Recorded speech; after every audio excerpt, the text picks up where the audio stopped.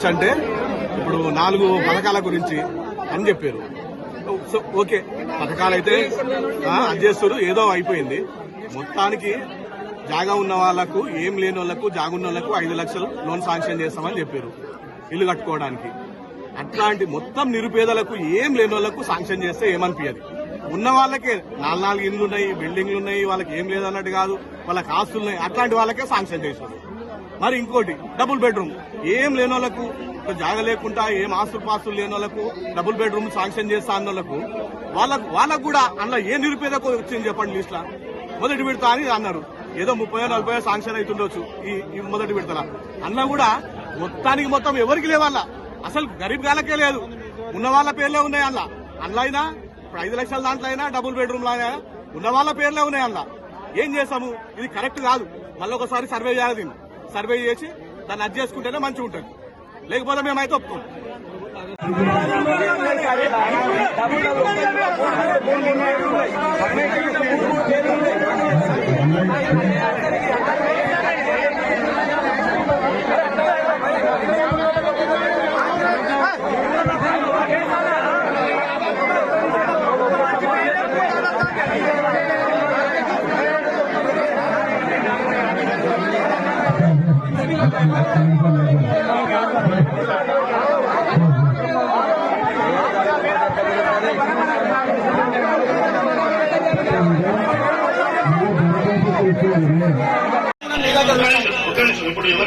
ఎందరు పుట్టిన మీ దగ్గర ఉన్నారు సార్. ఎన్నిసార్లు అప్లికేషన్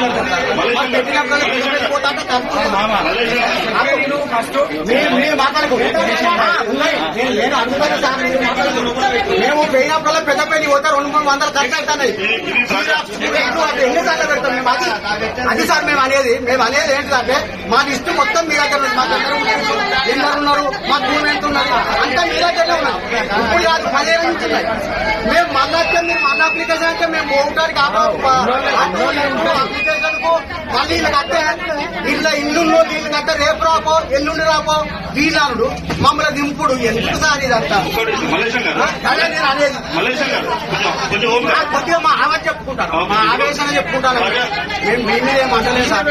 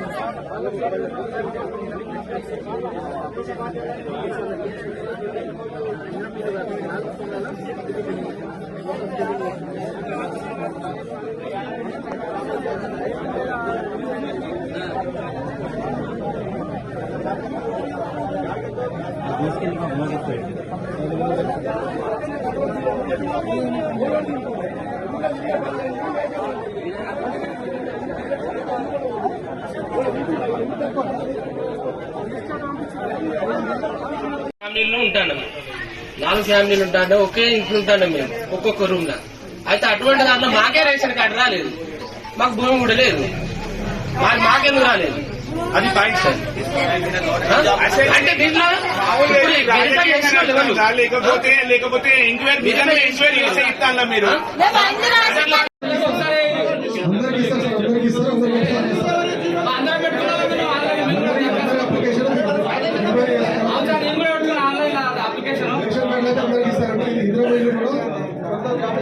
మార్నింగ్ ఇచ్చిన కమ్యూనికేషన్ గ్యాప్ వస్తాము. మార్నింగ్ మీరైతే వాళ్ళు గ్రామ సభ నేనేమంటారు సార్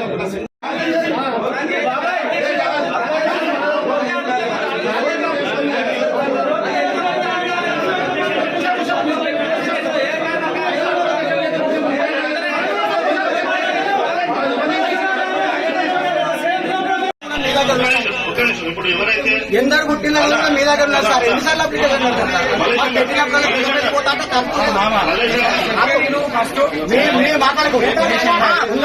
నేను అనుకున్నాను సార్. మేము పోయినప్పుడల్లా పెద్ద పెళ్లి పోతే 200-300 ఖర్చు అవుతున్నాయి.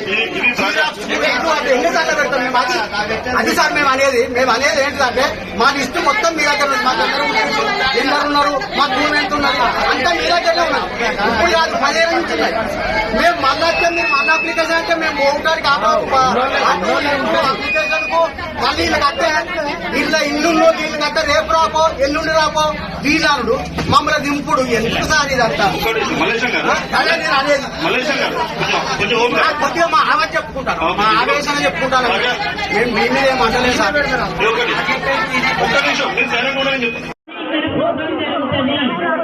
అప్లికేషన్ తీసుకోబడతాయి.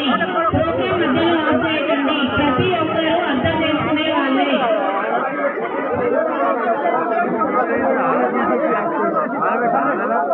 ఫస్ట్ మేము చెప్పేది వినండి. విన్న తర్వాత మీ భాగం కూడా మేము వింటాం.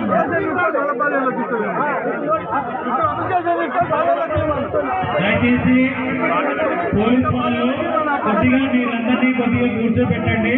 మీకు దరఖాస్తు ఎవరైతే కూడా ప్రజలు ఇబ్బంది పడకుండా వస్తున్నారు.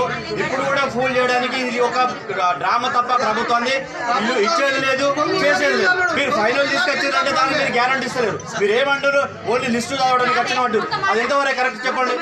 ఫైనల్ గా ఎందుకు వచ్చే లిస్ట్ ఇంతమందికి వచ్చింది అసలు ఎందుకు చెప్తున్నారు? మీరు గ్యారంటీ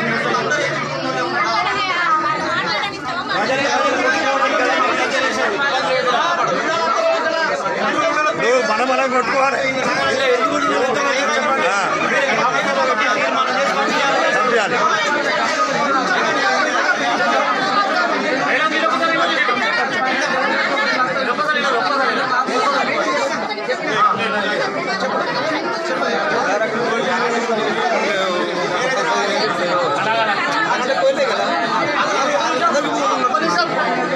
అన్ని తీసేయాలి.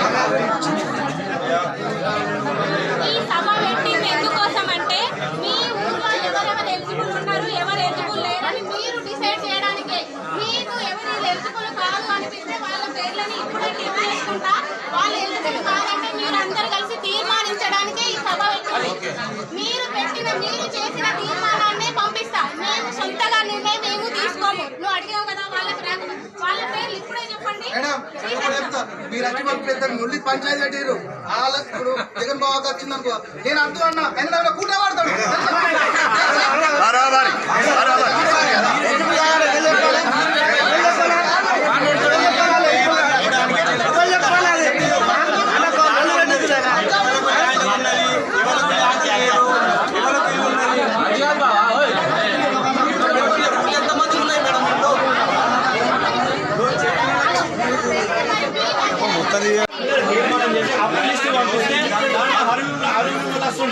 ఇప్పుడు కూడా అర్హులను డిసైడ్ చేయడానికి మీ సభ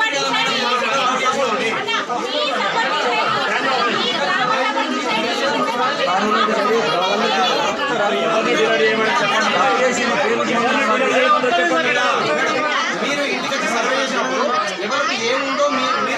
చేశారు కదా మనం కూర్చోబెట్టి అడగాల్సిన అవసరం మళ్ళీ మమ్మల్ని ఎందుకు మీరు అడగాలి? ఇక్కడ మీ సర్వే చేసినప్పుడు ఎందుకు తప్పు చేశారు? ఎందుకు తప్పు చేశారు?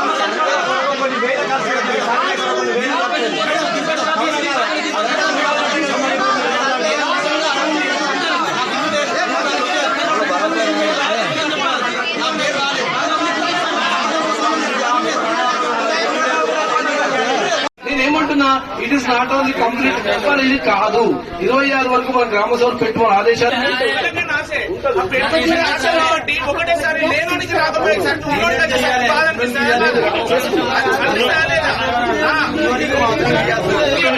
అంతసేపు కంపల్సరీ ఎవరికైతే రేషన్ కార్డులు అయినా కానీ ఏదైనా కానీ ఇంట్లో అయినా కానీ ప్రతి ఒక్కరికి ఇదే సార్ కంపల్సరీ ఇదే జరగాలి. ఐడెంటిటీ వేసినాకనే ఏదైనా కానీ ఏదో ప్రతి ఒక్కరు ఏదో చెందేటట్టు రెడీ అయ్యండి సార్. ఫ్యామిలీలో ఉంటాను, 4 ఫ్యామిలీలు ఉంటాను, ఒకే ఇంట్లో ఉంటాను మేము ఒక్కొక్క రూమ్ లో. అయితే అటువంటి దాంట్లో మాకే రేషన్ కార్డు రాలేదు, మాకు భూమి కూడా లేదు, మాకెందుకు రాలేదు? అది పాయింట్ సార్. అంటే దీంట్లో లేకపోతే ఎంక్వైరీ చేసే ఇస్తాను మీరు. నా పేరు, నేను రేషన్ కార్డు అప్లై చేసుకున్నాను. ఇందిరా మిల్లు కోసం కూడా అప్లై చేసుకున్నా. ఇప్పుడు 65 మంది లిస్ట్ అవుట్ అయింది అని చెప్పింది. ఈ 65 మంది లిస్టు ఎట్లా ఎంక్వైరీ చేసింది మీరు? ఈ 65 లిస్టు బేసిక్ ఏంటి, ఆధారం ఏంటి? 5 ఎకరాలు 10 ఎకరాలు ఉన్న వాళ్ళకు రేషన్ కార్డు వచ్చింది, ఏం లేని గుండె భూమి లేని వాళ్ళకి రేషన్ కార్డు రాలేదు ముంబై. ఇది ఎట్లా ఫైనల్ అవుట్ చేసింది? ఎట్లా చేసిండు? ఎవరింటికి పోయిండు? ఎవరితో ఎంక్వైరీ చేసిండు? ఈ బొంపల్లి గ్రామ పంచాయతీలో అయిందా ఫైనల్ అవుట్? లేకపోతే మీరు పెద్దపల్లి చేసిందా? లేకపోతే అక్కడ మన హైదరాబాద్ లో చేసిందా? ఎక్కడ చేసింది దీని ఫైనల్ అవుట్? దీనికి ఆన్సర్ చెప్పగలరు ప్లీజ్.